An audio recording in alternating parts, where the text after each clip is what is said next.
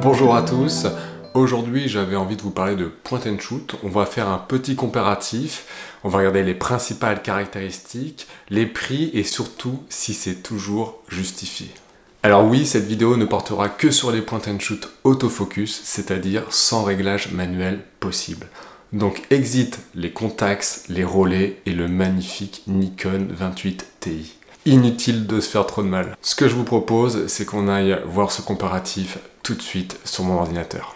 Et commençons par l'un des plus célèbres, si ce n'est le plus célèbre des point and shoot, l'Olympus Ju 2, sorti en 1997. Il est réputé pour une particularité, c'est son ouverture à 2.8, c'est-à-dire qu'il va avoir une lentille beaucoup plus lumineuse que ses concurrents qui ouvre la plupart du temps à 3.5.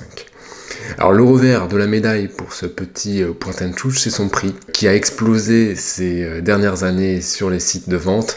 Et j'ai regardé avant de faire cette vidéo et on est à 200 €. 200 € pour acheter un Olympus Ju 2, c'est incroyable quand même comme prix. Au niveau des caractéristiques, on va être sur donc, une ouverture de 2.8, 35 mm, distance minimale de focus 0,35 m, et là c'est là que ça devient intéressant, obturateur allant de 4 secondes à 1 millième.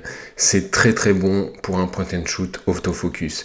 La taille, elle est ridiculement petite, et un poids 135 grammes, vous imaginez, c'est tout petit. Mais tout n'est pas parfait dans ce Ju 2, notamment ce flash qu'il faut désactiver systématiquement, sinon dès que vous allez prendre une photo, le flash va se lancer.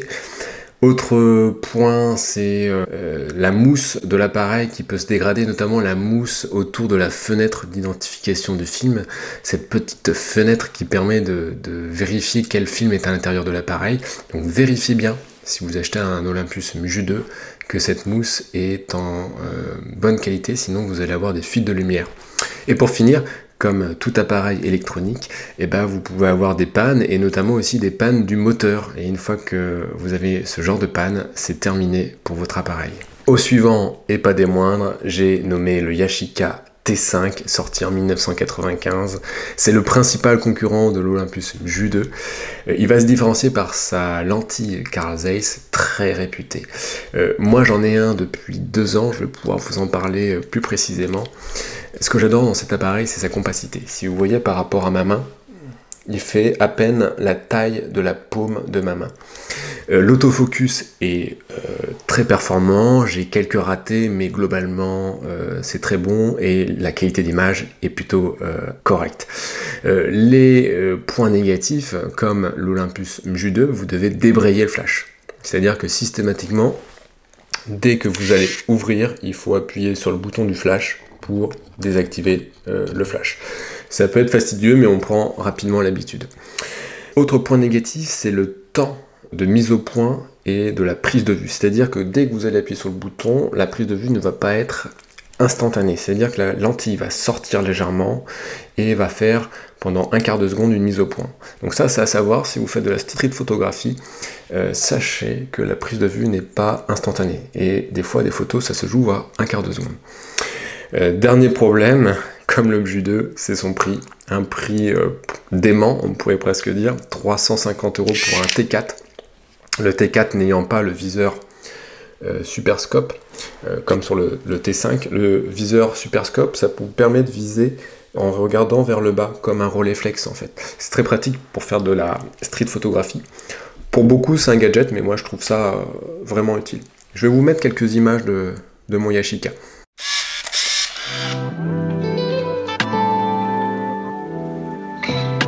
Alors ensuite, j'ai voulu parler du Konica Big Mini de 1990 parce que j'adore son design. Franchement, le design est hyper minimaliste, hyper épuré, et il ressemble pas mal à un Yashica sur le point de vue des caractéristiques. C'est-à-dire que vous allez avoir aussi un 3.5, 35 mm, distance minimale de focus 0.35, l'obturation est légèrement en dessous, donc de 3.5 secondes à 1/500, et c'est déjà très bien. Les mêmes ouvertures, f3.5 jusqu'à f16, un poids quasiment similaire, une taille similaire, et un prix vraiment en dessous à 120 € sur eBay. Donc déjà, ça commence à devenir intéressant niveau prix pour des point and shoot. On enchaîne avec le prochain, l'Olympus AF10 Super, datant de 1990. Donc là, on est dans les vieux point and shoot. C'est un appareil connu pour être une alternative intéressante au Yashica, bien qu'on va être sur des spécificités techniques moins qualitatives. On est donc toujours sur un 35 mm, voire un 3.5. L'obturation va de 1/45e à 1/400e. C'est correct. L'ouverture 3.5 à f9. Ce qui peut être parfois limite, c'est si vous êtes dans une situation très lumineuse, l'appareil ne va pas pouvoir fermer plus sa lentille ni adapter sa vitesse d'obturation, et donc vous pouvez avoir une photo surexposée. Ça reste des cas assez particuliers. En termes de poids et de taille, c'est très très bon aussi, et ça coûte que 50 €. J'en ai eu un dans la main il y a quelques mois. Le design est beaucoup moins épuré qu'un MJU2 ou qu'un Yashica, c'est plutôt rétro, et ça ressemble plus à une brique qu'à un appareil récent. Et on passe au Samsung Vega 140, l'extraterrestre de ce comparatif. Première nouvelle, que Samsung avait fait des appareils compacts autofocus argentiques. J'ai été très surpris et ça n'a fait que attiser ma curiosité concernant cet appareil. Alors qu'est-ce qu'il a sous le capot? On a un objectif zoom de 38 à 140 mm, une mise au point minimale de 70 cm. Alors a priori, il va de 1/3 à 1/400e et une pause B jusqu'à 60 secondes. Alors faire une pause B jusqu'à 60 secondes, j'ai jamais fait pour ma part. Il ouvre de f4.6 à f12.2. Il a plein de modes disponibles, mode portrait, sport, pause B. C'est assez complet hein, pour un petit point and shoot. Il pèse pas très lourd et il est tout petit et il coûte 30 €. Voilà.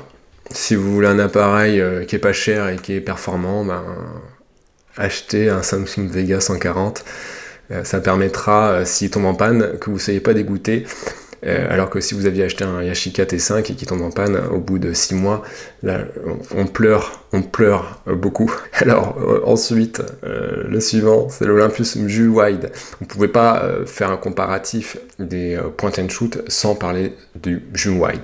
Alors lui, ce qui est très intéressant, c'est que son objectif commence à 28 mm. C'est-à-dire que la plupart des point and shoot zoom vont commencer à 38 mm. Alors lui, il est beaucoup plus large que ses concurrents. Et ça, c'est super si vous faites de la photographie de paysage, par exemple. Alors la mise au point minimale est de 60 cm. Il va de 4 secondes à 1/500e, c'est très bien. Il ressemble un peu au MJU2 sur ce point-là. Il ouvre de f4.5 à 8.4. Il pèse pas très lourd, et ce qui est très important, si vous pouvez trouver la version qui commence à 28 mm, c'est top. Faites attention, il y a plein de versions qui commencent à 38 mm. Le prix, entre 50 et 100 €, c'est très acceptable.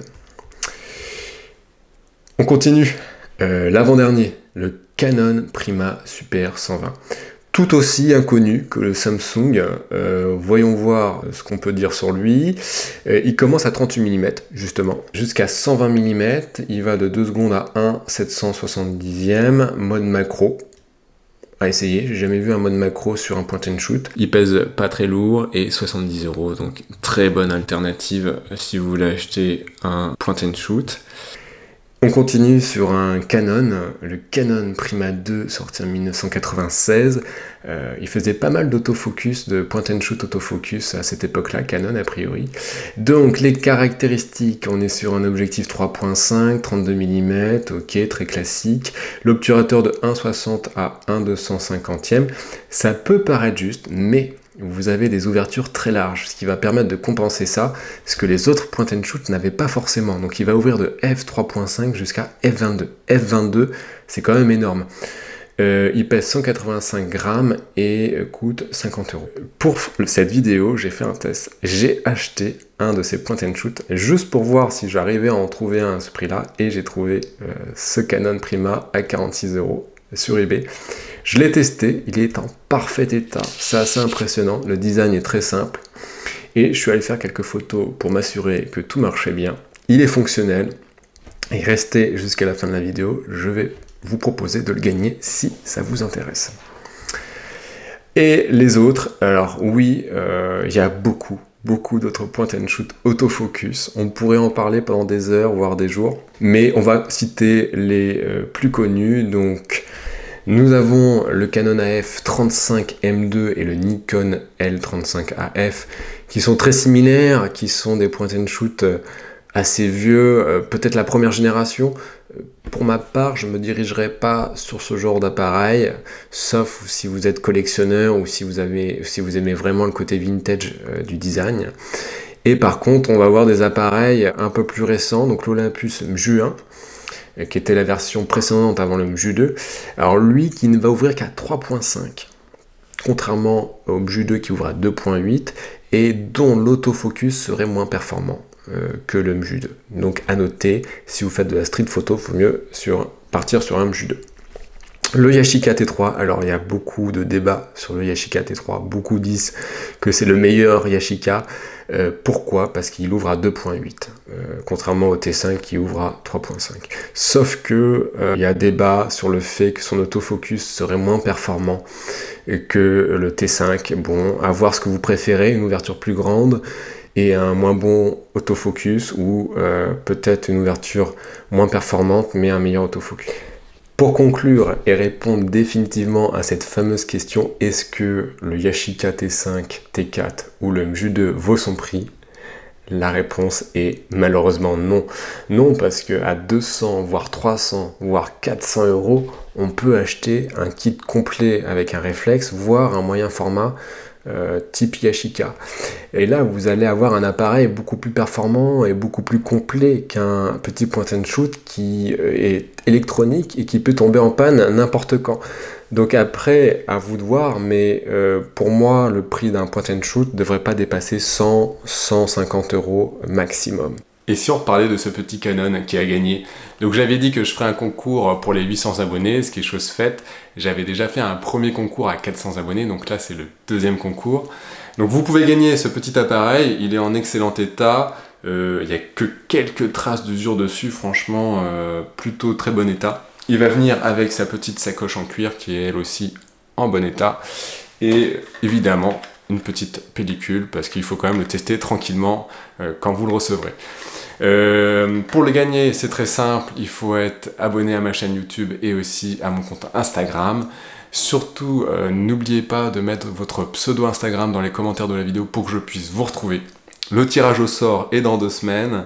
Je vous souhaite bonne chance, j'espère que cette vidéo vous aura plu et on se dit à très vite.